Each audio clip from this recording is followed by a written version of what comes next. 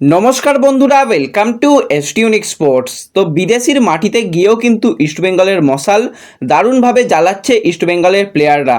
3-0 গোলে কিন্তু ইস্টবেঙ্গল হারিয়ে দিল বিদেশি ক্লাবকে। সেই ম্যাচ নিয়ে কথা বলার সাথে সাথে ইস্টবেঙ্গলের স্কোয়াড কতটা শক্তিশালী, বেস্ট প্লেয়িং 11 কী হতে চলেছে নেক্সট জেনারেশন কাপের জন্য, সেটা নিয়ে আলোচনা করার সাথে সাথে বেশ কিছু ট্রান্সফার নিউজ নিয়েও আমরা কথা বলবো এই ভিডিওতে।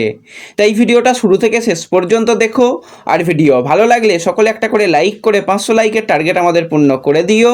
আর যারা চ্যানেলে প্রথমবারের জন্য এসেছো, মনে করে চ্যানেলটাকে সাবস্ক্রাইব করে তার পাশের বেল আইকনটাকে অন করে রেখো, তাহলে তোমাদের প্রিয় দলের খেলার সমস্ত আপডেট তোমরা এখানে পেয়ে যাবে।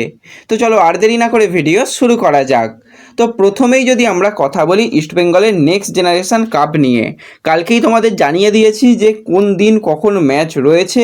এবার যদি আমরা সরাসরি ইস্টবেঙ্গলের স্কোয়াড নিয়ে কথা বলি, তো টোটাল কিন্তু 19 জন প্লেয়ারকে নেক্সট জেনারেশন স্কোয়াডে রাখা হয়েছে, আরও কিছু প্লেয়ার হয়তো সেখানে বাড়বে।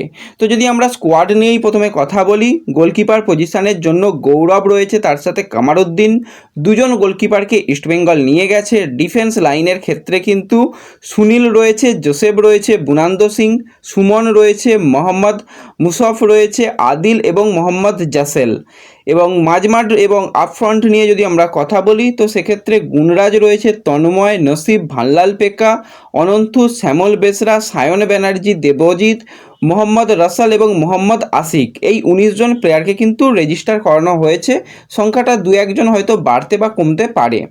তো কালকে ইস্টবেঙ্গল কিন্তু একটা বিদেশি ক্লাবের সঙ্গে খেলেছে, সেই ক্লাবের সঙ্গে কিন্তু ইস্টবেঙ্গল একটা দারুণ রেজাল্ট করেছে। কালকে যদি আমরা ইস্টবেঙ্গলের একটুখানি লাইন আপ নিয়ে কথা বলি, গোলকিপারে কালকে ছিল অবশ্যই গৌরব সাউ, এবং বাদবাকি প্লেয়ার তন্ময়কে রাখা হয়েছিল, মোহাম্মদকে রাখা হয়েছিল, রসল, নসিব, জোসেফ, অনন্তু, জেসেল, আর আদিল, আশিক এবং গুইতে, এদের নিয়েই কিন্তু ব্যবহার করা হয়েছিল। একটা খেলার মাঝখানে হালকা ইনজুরি এসেছিল, তো সেই ইনজুরি যদি বাদ রাখা হয়, ইস্টবেঙ্গল কিন্তু ব্রিলিয়ান্ট ফুটবল খেলেছে। প্রথম গোলটা কিন্তু ইস্টবেঙ্গল খুব তাড়াতাড়ি পেয়ে গিয়েছিল, তো সেক্ষেত্রে কিন্তু প্রথম গোলটা একটা ভালো গোল বুনান্দর কাছ থেকে দেখা গেছে। পরবর্তী সময় কিন্তু ভানলাল পেকা একদম ডিফেন্সের মাঝখান থেকে এসে একদম খুব ভালো ফিনিশ করে দ্বিতীয় গোলটা করেছে, এবং তৃতীয় গোলটা শ্যামল বেসরা করেছে। তো 3-0 গোলে কিন্তু ইস্টবেঙ্গল হারিয়ে দিল বিদেশি ক্লাবকে। কাল থেকে ইস্টবেঙ্গলের কিন্তু ম্যাচ রয়েছে, সেই ম্যাচের দিকেও কিন্তু আমাদের নজর থাকবে। তো এই স্কোয়াডটা কিন্তু যথেষ্ট একটা শক্তিশালী স্কোয়াড, এবং রিজার্ভ টিমের প্লেয়াররা যা ফুটবল খেলেছে বিনো জর্জের আন্ডারে এবং কার্লেস কোয়াদ্রাতের পরিকল্পনা মতন দারুণ ফুটবল খেলেছে। তো এই স্কোয়াড থেকে যদি আমরা বেস্ট প্লেয়িং 11-এর দিকে তাকাই, তো বেস্ট প্লেয়িং 11 কিন্তু বেশ কিছু পরিবর্তনও হতে পারে, কিন্তু যেটা সব থেকে ভালো প্লেয়িং 11 হতে চলেছে সেই নিয়ে যদি আমরা কথা বলি, গোলকিপারে অবশ্যই গৌরব সাউ রয়েছে। এবার গৌরবের যদি কোনো জায়গায় একটু প্রবলেম হয়, কামারুদ্দিন কিন্তু সিনিয়র দলের সঙ্গেও প্র্যাকটিস করেছে, তো কামারুদ্দিনের দিকেও নজর থাকবে।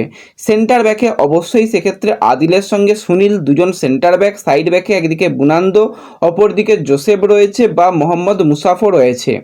তো এই জোসেফের জায়গা মোহাম্মদ মুসাফ খেলতে পারে। মাঝ মাঠে অবশ্যই আমরা প্রথম থেকেই দেখতে চাই ভানলাল পেকার সঙ্গে তন্ময়। তন্ময় দুর্দান্ত মাঝমাঠ সামলাচ্ছে আমরা দেখেছি, আর ভানলাল পেকা তো একদম সেরা ক্রিয়েটিভ প্লেয়ার। তো সেক্ষেত্রে যদি ভানলাল পেকা আর তন্ময়কে মাঝমাঠে রেখে কিছুটা আপফ্রন্টে গুণরাজকে রাখা হয় অ্যাটাকিং পজিশনের জন্য, এবং উইঙ্গার পজিশনে একদিকে শ্যামল, অপরদিকে আশিক, আর আপফ্রন্টে সেন্টার ফরওয়ার্ড প্লেয়ার হিসেবে দেবজিৎ, এটা কিন্তু ইস্টবেঙ্গলের জন্য একটা সেরা লাইন আপ হতে পারে। পরবর্তী সময় অনন্তুর মতন প্লেয়ার রয়েছে, নাসিবের মতন প্লেয়ার রয়েছে, রসল, তাকেও কিন্তু উইং পজিশনে ব্যবহার করতে পারে। তো এতগুলো অপশান কিন্তু ইস্টবেঙ্গলের কাছে থাকবে। তো দারুণ দারুণ ম্যাচ হবে, সেই ম্যাচের দিকে আমাদের নজর থাকবে।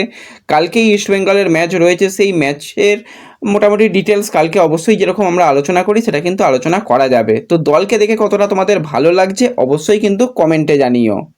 এরপর যদি আমরা বেশ কিছু প্লেয়ারকে নিয়ে কথা বলি, তাদের নিয়ে কিন্তু একটু সমস্যা তৈরি হয়েছে। প্রথম যে প্লেয়ার 21 বছর বয়সী ভারতীয় লেফট ব্যাক, এছাড়া সেন্টার ব্যাকেও খেলতে পারে, সাজ্জাদ হোসেন প্যারে। হায়দ্রাবাদের সঙ্গে 2026 সাল পর্যন্ত কন্ট্রাক্ট রয়েছে, এবং এই প্লেয়ারকে শোনা যাচ্ছে মোহামেডান কিন্তু সাইন করিয়ে রেখেছে বা একটা প্রি কন্ট্রাক্ট সাইন করেছে। কিন্তু কন্ট্রাক্টেড প্লেয়ারকে প্রি কন্ট্রাক্ট সাইনিং তো করানো যায় না, তো সেক্ষেত্রে এই ব্যাপারটা কিন্তু পিএসসিতে গেছে, হায়দ্রাবাদ থেকে সে কিন্তু কন্ট্রাক্ট টার্মিনেট করে ফ্রি প্লেয়ার হিসাবে বেরিয়ে আসার জন্য চেষ্টা চালাচ্ছে। আর অপরদিকে আরও একজন প্লেয়ার 24 বছর বয়সী ভারতীয় রাইট উইঙ্গারের প্লেয়ার মাখান ছোটে, তার সাথেও হায়দ্রাবাদে 2026 সাল পর্যন্ত কন্ট্রাক্ট রয়েছে। এই প্লেয়ারের সঙ্গেও কিন্তু মোহামেডান অনেকটা কথাবার্তা এগিয়ে রেখেছে, আরও একটা ক্লাব কিন্তু ইন্টারেস্ট রয়েছে এই প্লেয়ারকে নেবার ব্যাপারে। তো মাখান ছোটেও চাইছে কিন্তু তার যেটা হায়দ্রাবাদের সঙ্গে কন্ট্রাক্ট টার্মিনেট করে বা তার যে স্যালারি বাকি রয়েছে সেই স্যালারিটা নিয়ে কিন্তু সে দল পরিবর্তন করতে। তো এই দুজন প্লেয়ার কিন্তু পিএসসিতে গেছে এবং 2 তারিখে কিন্তু এই দুজন প্লেয়ারের নিয়েও কিন্তু ফাইনাল আপডেট আমাদের সামনে বেরিয়ে আসবে।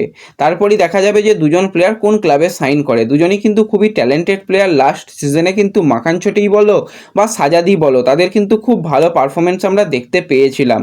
তো এই দুজন প্লেয়ারের দিকে কিন্তু আমাদের অবশ্যই নজর থাকবে। তো এই ভিডিওতে এটুকুই আলোচনা করার ছিল। ভিডিও ভালো লাগলে ভিডিওতে লাইক করে দিও, চ্যানেলে প্রথমবারের জন্য এলে চ্যানেলটাকে সাবস্ক্রাইব করে দিও, ফেসবুক পেজ থেকে ভিডিও দেখলে ফেসবুক পেজটাকে ফলো করে নিও এবং ভিডিও একটু সকলের সঙ্গে শেয়ার করে দিও। তো দেখা হচ্ছে পরবর্তী ভিডিওতে। ধন্যবাদ।